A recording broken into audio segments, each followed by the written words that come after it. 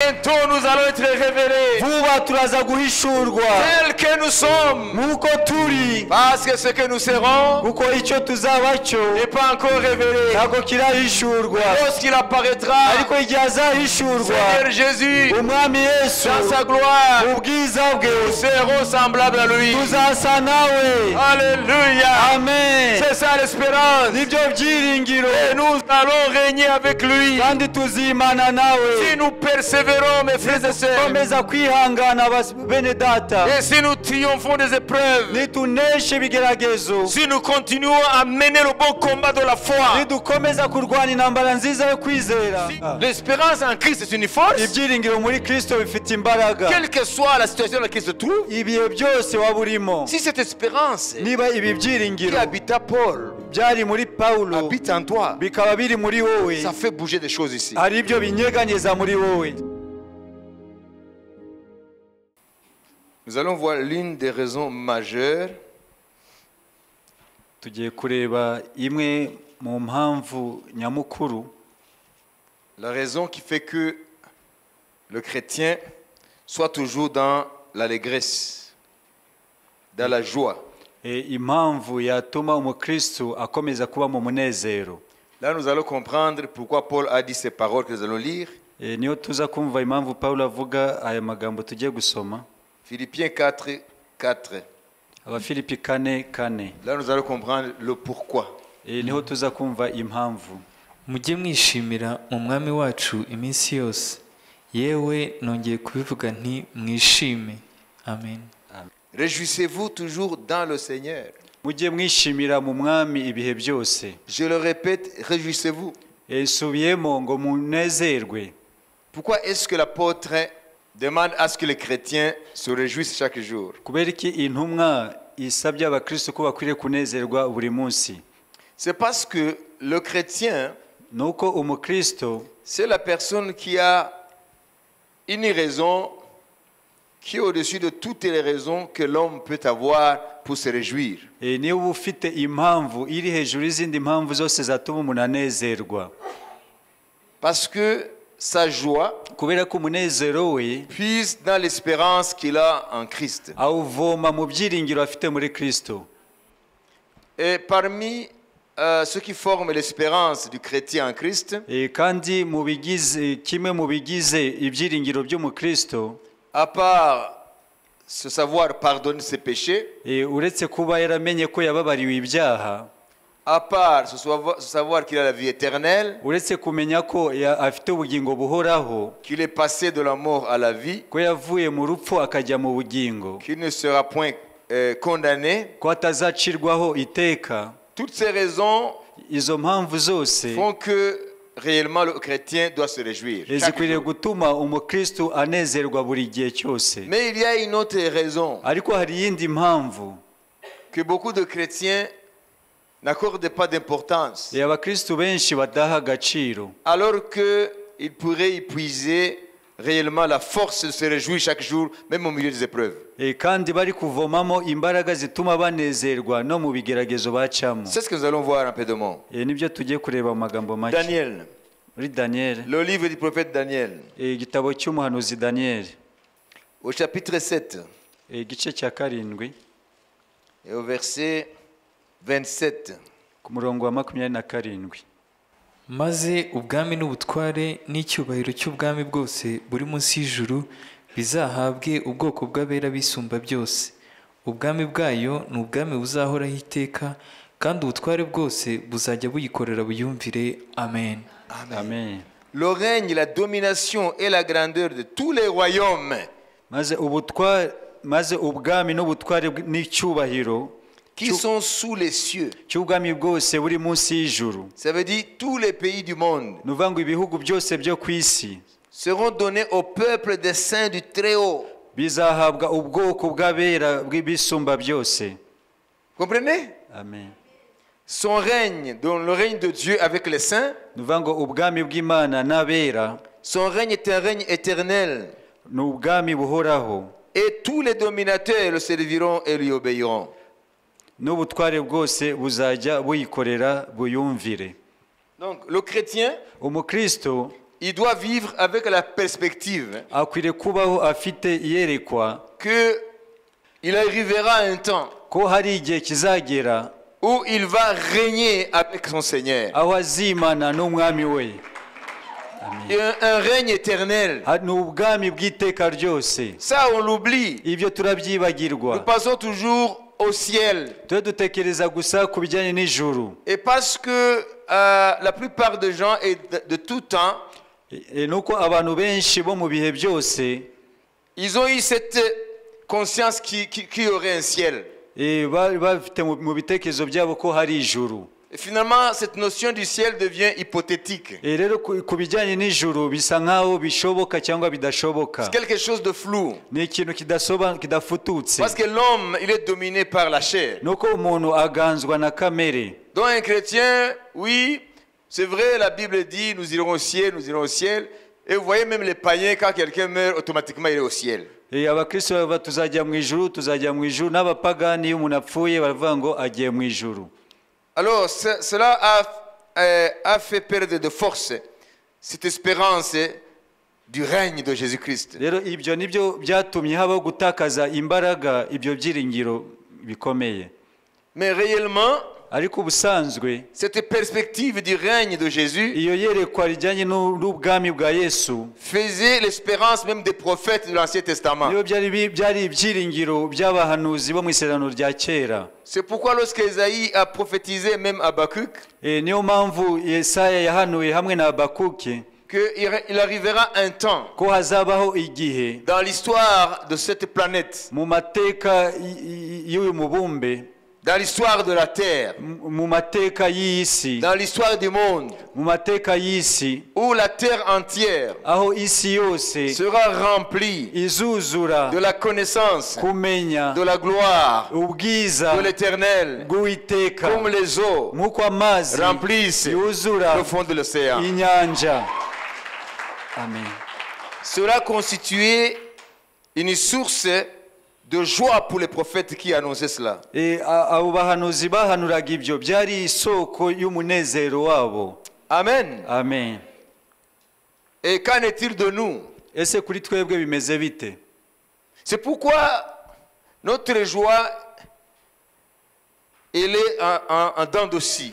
Niyo mpamvu umunezero wacu naguhora uhamye. Aujourd'hui, on se réjouit lorsqu'il y a un très beau sermon. Uyu munsi turanezerwa iyo hari ubutumwa bwiza bwavuzwe. Et après-demain, maze ejo nous retombons encore une fois dans notre état d'âme. Rero ejo tuhita dukonja. Alors notre vie dans le Seigneur devient une vie à dents de scie. Rero ubuzima bwacu mu mwami buhita bumera nk'umusumeno. Donc nous vivons des hauts et des bas. Turazamuka tukamanuka. Mais cet état d'âme n'existait pas chez ces anciens prophètes, même chez l'apôtre Paul. Ariko ku bahanuzi ba kera no kuri Paulo siko byari bimeze. Parce qu'ils avaient en vue, kuko bari bafite inyota, à part vivre au ciel éternellement, uretse kuzajya mu ijuru bakabaho iteka ryose, ce qu'on appelle le royaume éternel de Dieu. ari bwo bwami bw'iteka ryose bw'Imana. Mais ils se réjouissaient aussi ariko baranezerwaga de la perspective n'iyerekwa bari bafite que cette terre qui les a persécutés, kuko iyi si yabatoteje, cette terre qui a bafoué la grâce de Dieu, iyi si yateye umugongo ubuntu bw'Imana, cette terre qui a été sous la domination de Satan plusieurs millénaires, iyi si yabaye munsi y'ubutware bwa Satani ibinyabihumbi byinshi, cette terre qui a avalé le sang de Jésus-Christ, iyi si yamize amaraso ya Yesu Kristo. Alors ils vivaient avec la perspective de voir le jour où Dieu va venir remplir cette terre de sa gloire. Babagaho bafite inyota yo kuzabona umunsi Imana izuzura isi ikayuzuza ubwiza bwayo. Du soleil levant jusqu'au soleil couchant, uhereye iburasirazuba ukagera uburengerazuba, nord, sud, amajyaruguru, amajyepfo, la terre tout entière isi yose va élever un chant izazamura indirimbo à la gloire du ressuscité, mu cyubahiro cy'uwazutse, à la gloire de Jésus. mu cyubahiro cya Yesu. Donc ils vivaient avec cette perspective. rero babagaho bafite iryo herekwa. Alors le royaume de Dieu devient une réalité de tous les jours. rero ubwami bw'Imana bwabaye ukuri mu buzima bwabo bwa buri munsi. Parce qu'ils se disaient en eux, kuko bibwiraga muri bo cette terre sur laquelle nous vivons aujourd'hui, iyi si turi kubamo uyu munsi, quelques années, mu myaka mikeya nous reviendrons tuzagaruka et nous allons régner cette terre. tuzima kuri iyi si. Alléluia. Amen. Amen. Amen. Voilà pourquoi Paul dirait, niyo mpamvu Pawulo yavuze, j'estime menye yuko que les souffrances du temps présent yuko imibabaro y'iki gihe ne seraient pas être comparées ntabwo yagereranwa à la gloire à venir n'ubwiza qui nous sera révélée. buzahishurwa. Alléluia. Amen. Lisons 2 Timothée, reka dusome muri Timoteyo ya kabiri chapitre 2, igice cya kabiri verset 11 jusqu'au verset 13. umurongo wa 11 kugeza ku wa 13. Alléluia. Amen. Lisons.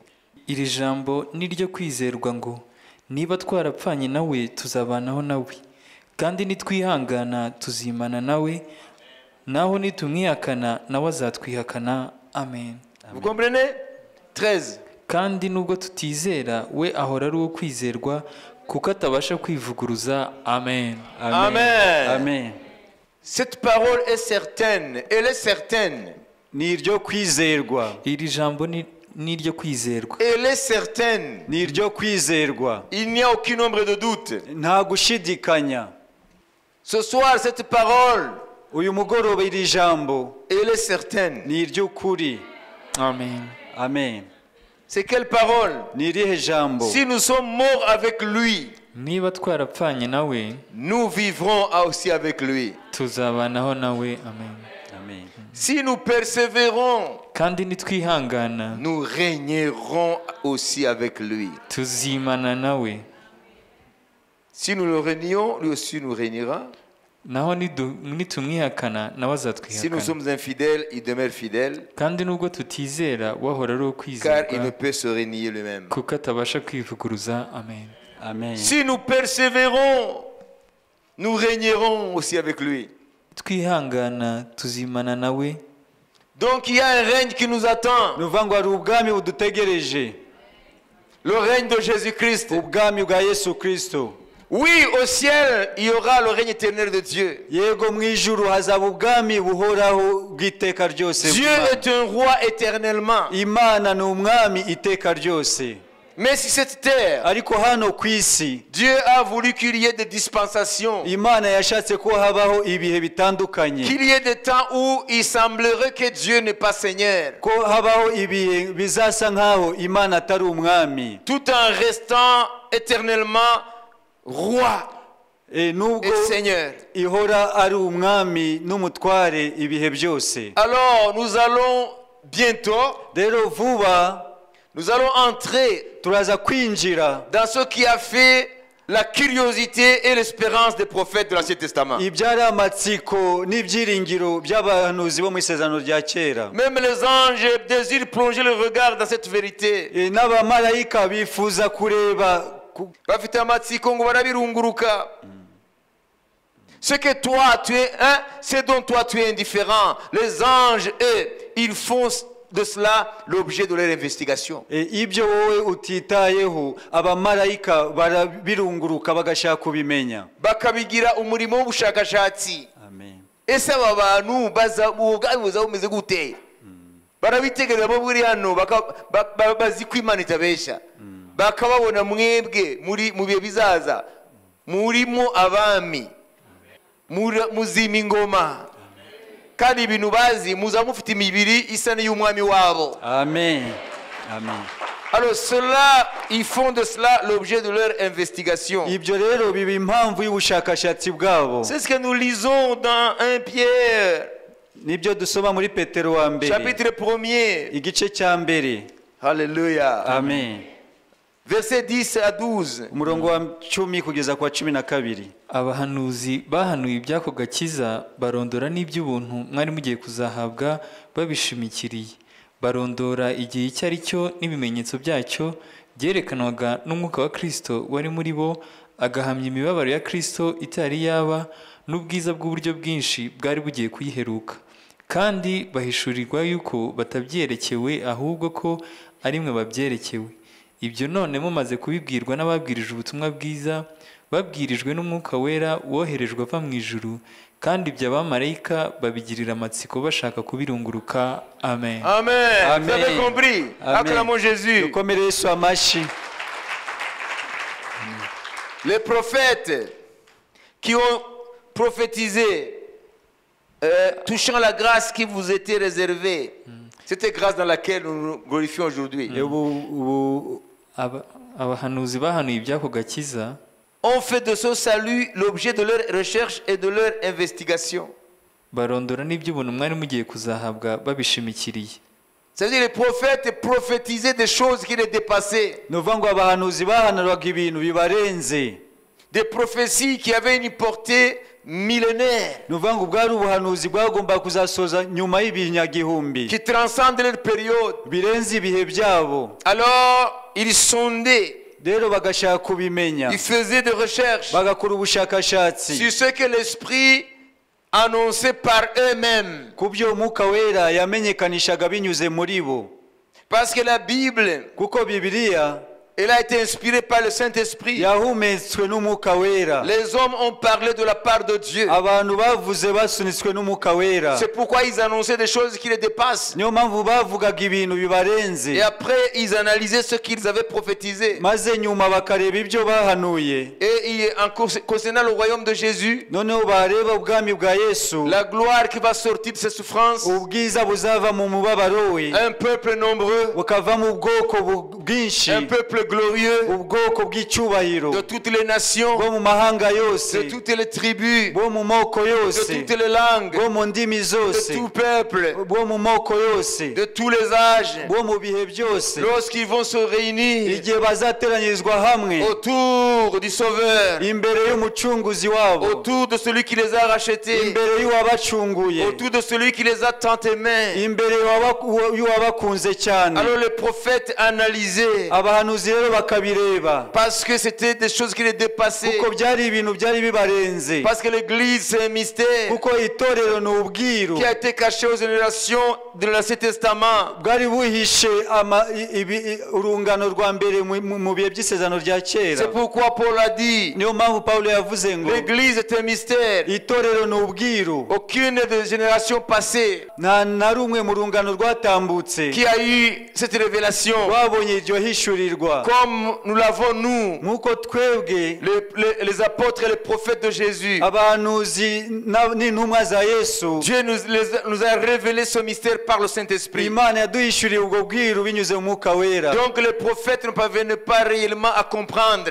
rero abahanuzi ntago bageragaho Ils basobanukirwa, prophétisaient la mort de Jésus, bahanuraga urupfu rwa la Yesu, souffrance de Jésus. bakahanura imibabaro ya Yesu, Ils annonçaient sa souffrance. bakamenyekanisha imibabaro ye, Ils annonçaient sa résurrection. bakahanura kuzuka kwe, Et ils annonçaient la gloire qui viendra après. maze bakamenyekanisha ubwiza buzaheruka umusaraba. Mais c'était caché parce qu'ils ne comprenaient pas. ariko byari bihishe kuko ntago Mais babisobanukirwaga. aujourd'hui nous le savons. ariko uyu munsi turabizi, Parce que le Saint-Esprit est venu kuko umwuka wera yaraje pour éclaircir ce kugira mystère. ngo asobanure ahishure ubwo bwiru. Alors, enfants de Dieu, rero mwana w'Imana, il est vrai que le monde vit aujourd'hui des temps difficiles. nibyo isi iri kunyura mu bihe bigoye, Depuis l'Orient uhereye iburasirazuba jusqu'à l'Occident, ukagira iburengerazuba, le septentrion et le midi, majyaruguru no majyepfo, partout, hose le peuple souffre, abantu barababaye, le peuple gémisse, abantu baraniha, des guerres partout, intambara ahantu hose, des crises. ibibazo by'ubwoko bwose. Nous vivons une période, turi kuba mu bihe même les dirigeants des nations puissantes, n'abayobozi b'ibihugu bikomeye ils sont dépassés birabarenga, parce qu'ils vivent des situations inédites. kuko bari kuba mu bintu bidasobanutse. Ça a été prophétisé aussi nabyo byarahanuwe, au sein des problèmes du monde, hagati mu bibazo by'iyi si, au sein des problèmes aujourd'hui qui ébranlent les institutions mondiales. hagati y'isi aho hari ibibazo binyeganyeza inzego mpuzamahanga, La famine, inzara, partout l'inflation, ahantu hose ibiciro birazamuka, des grandes guerres, des petites guerres, des guerres moyennes. intambara zo mu rwego mpuzamahanga, intambara ntoya Là, il n'iziciriritse. n'y a pas encore de guerre, il y a des bruits de guerre, ahatari intambara, hari muhazi intambara, des tensions partout. imidugararo ahantu hose.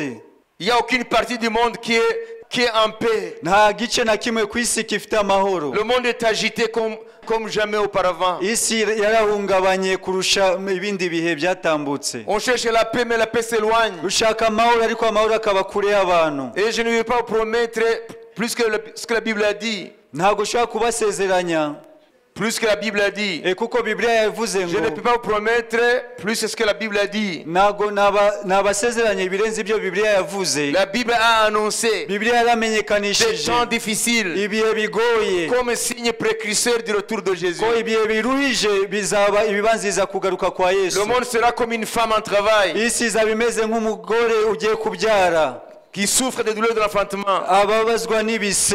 Aujourd'hui, le monde souffre des douleurs de l'enfantement. Uyu munsi isi iri ku bise. Le monde, c'est comme une femme qui veut enfanter. Isi imeze nk'umugore ugiye kubyara.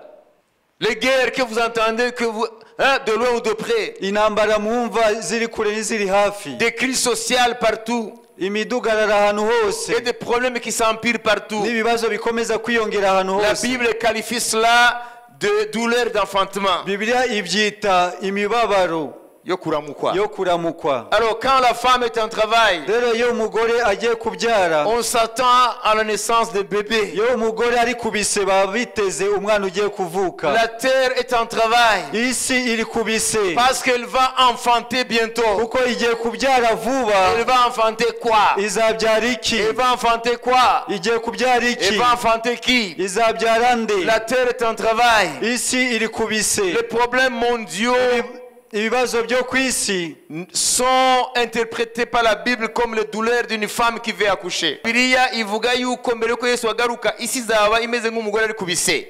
Izaba iri mu bibazo bikomeye cyane kubera yuko hari icyenda kuvuka. Alors, qu'est-ce qui est sur le point de naître? rero ni iki kigiye kuvuka? Paul l'a expliqué prophétiquement Pawulo yarabisobanuye mu buryo dans bw'ubuhanuzi tout le chapitre 8 de Romains. mu gice cya 8 mu Baroma. La création tout entière souffre de douleur de l'enfantement Ibyaremwe byose biraniha et attend kandi birategereje la révélation des enfants de Dieu. guhishurirwa kw'abana b'Imana. Acclamons Jésus. Dukomere Yesu amashi. Alléluia. Amen. La création tout entière Ibyaremwe byose souffre les douleurs de l'enfantement. biraniha Elle gémit. La biraniha création gémit ibyaremwe biraniha parce qu'elle attend kuko birategereje l'accouchement, kuvuka la révélation no des guhishurirwa enfants de Dieu. abana b'Imana. Alléluia. Amen. Bientôt nous allons être révélés vuba turaza guhishurwa tels que nous sommes. nk'uko turi Parce que ce que nous serons kuko icyo tuzaba cyo n'est pas encore révélé. ntabwo kirahishurwa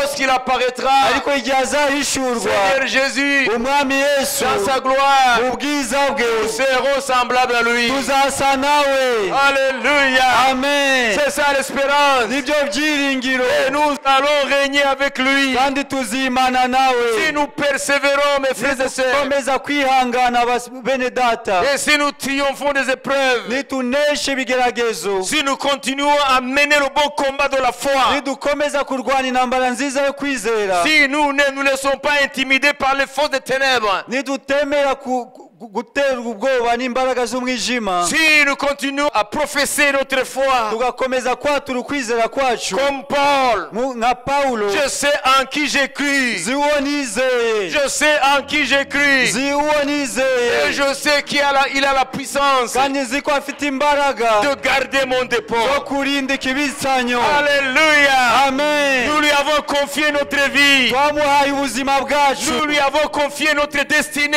twamuhaye amateka yacu, Il a la puissance de garder notre afite destinée. imbaraga zo kurinda ejo hacu hazaza. Et il a dit, kandi yaravuze mes ngo brebis me connaissent. intama zanjye Elles ziranzi, connaissent ma voix. zizi ijwi ryanjye, Elles sont dans ma main. ziri mu kuboko kwanjye, Ni ne le ravira de ma main. nawe ushobora kuzivumvurira mu kuboko kwanjye. Tu es dans la main de Jésus. uri mu kuboko kwa Yesu, Personne ne te ravira de la main de nawe Jésus. ushobora kugukura mu kuboko kwa Et Yesu. Paul pousse la liesse jusqu'au loin. Pawulo kugira ngo ajye kure Paulo aratura akageza kure. Paul pousse la hardiesse plus loin. Pawulo arakomeza ajya kure, J'ai l'assurance aravuga ngo mfite ndahamya ko que ni la faim, yaba inzara, ni la nudité, yaba kwambara ubusa, ni l'épée, yaba inkota, ni la mort, yaba urupfu, ni la vie, yaba ubuzima, ni les choses présentes, yaba ibya none, ni les choses à venir, yaba ibizaza, ni les dominations, yaba abatware, ni les autorités, yaba abanyabushobozi, ni les anges, yaba abamarayika, ni la profondeur, yaba ibijyepfo, ni la hauteur, yaba ibijyaruguru, ni la largeur, yaba ibijya ku ni ruhande, la longueur, yaba ni aucune autre créature nta kiremwa na kimwe ne pourra nous séparer ushobora de kuntandukanya l'amour de Dieu n'urukundo rw'Imana manifesté en Jésus-Christ. rwagaragaye muri Yesu Kristo. Amen, amen, amen, amen, amen, Alléluia. amen, Amen. amen. C'est ça l'espérance du chrétien. Ibyo niyo byiringiro by'umukristo. Alléluia. Amen, Alléluia. amen. Ne vous laissez pas intimider par ce qui se passe. Nimukwiye gukangwa n'ibi biri kubaho. Le monde, malgré cette turbulence, Isi hamwe n'ibinyeganyezwa byayo, Jésus est aux commandes. Yesu niwe ubiyobora. Rien n'ira au-delà de ce qu'il a exigé. Nta na kimwe kizarenga aho yategetse. Il a fixé les limites. Hari aho yashize imbago. Alléluia. Amen, Alléluia. amen. Aucune tentation. Nta kigeragezo na kimwe, Amen. amen, Ne vous sera inhumaine. kitari cya kimuntu. Et avec la tentation, Hamwe n'ibitugerageza, Dieu va ouvrir Imana izaducira une porte. akanzu. Alléluia. Amen, Alléluia. amen. Voilà mes frères et sœurs. Dore rero bene data, C'est ça l'espérance. ibyo nibyo Nous byiringiro. régnerons avec Jésus. Tuzimana na Yesu. Alléluia. Amen. Sur cette terre, Kuri iyi si bientôt nous régnerons avec Jésus. vuba tuzimana na Yesu. Mais le chrétien qui ne croit plus à son salut, Umukristo utakizera iby'agakiza ke il est malheureux. abagowe. Voilà pourquoi les gens dans les églises comme ça. Niyo mpamvu abantu bari mu matorero. L'espérance, c'est une puissance. Ibyiringiro ni imbaraga. L'espérance en Christ, c'est une force. Ibyiringiro muri Kristo bifite imbaraga. Quelle que soit la situation dans laquelle il se trouve, Ibihe byose waba urimo, si cette espérance niba ibi qui byiringiro habita Paul byari muri Pawulo habite en toi, bikaba biri muri wowe, ça fait bouger des choses ici. hari ibyo binyeganyeza muri wowe. Dis à ceux que toi, Bwira mugenzi wawe, bouge-toi, nyeganyega, bouge-toi, nyeganyega, ton règne est proche. Bouge-toi, nyeganyega, ton règne est proche. ubwami bwawe buri bugufi. Bouge-toi, bouge-toi, bouge-toi. Nyeganyega, nyeganyega, Ton règne est proche. ubwami bwawe buri bugufi. Bouge-toi, Nyeganyega, ton règne est proche. ubwami bwawe buri bugufi. Amen. Amen. Je ne dis pas son règne. Ntabwo mvuga ubwami bwe, Ton règne est proche. ubwami bwawe buri Parce bugufi, que son règne kuko ubwami bwe est ton règne. nibwo bwami bwawe. Alléluia. Amen. Tous les démons, Abadayimoni bose, toutes les forces de ténèbres, imbaraga zose z'umwijima, toutes les forces d'occultisme, imbaraga zose z'abapfumu, la puissance de la franc-maçonnerie, imbaraga za framasoneri, la puissance de la rose de croix, imbaraga za Rose Croix, la puissance des sectes qui combattent Jésus, imbaraga zose z'udutsiko twarwanyije Yesu, des religions qui ne croient pas en Jésus, amadini atizera Yesu, toutes les forces izo mbaraga de zose quelque nature que ce soit, uko zitwa kose, lorsque ce jour va arriver, igihe uwo munsi uzagera, Alléluia, amen, tout genou fléchira amavi yose azapfukama devant lui imbere ye, et toutes les langues ururimi rwose lui donnera gloire. ruzamuha icyubahiro, Toutes les langues ururimi rwose confessera ruzatura que Jésus-Christ ko Yesu Kristo est Seigneur, ari umwami, à la gloire de Dieu, ubw'icyubahiro cya data, le Père. Imana data. Alléluia, Amen, Alléluia. amen. Every knee shall bow, Amavi yose azapfukama, every knee shall bow, amavi yose azapfukama, every tongue shall confess ururimi ruzatura that Jesus Christ ko Yesu Kristo is Lord, umwami, is Lord, umwami, is Lord, umwami, for the glory of God the Father. kubw'icyubahiro cy'Imana data. Hari imbaraga muri ibyo byiringiro, hari imbaraga. Amen, Amen. amen. Secoue-toi, bouge-toi. nyeganyega.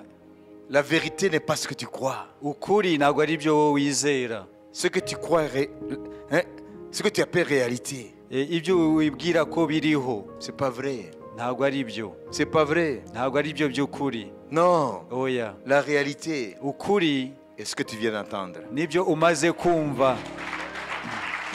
Prions.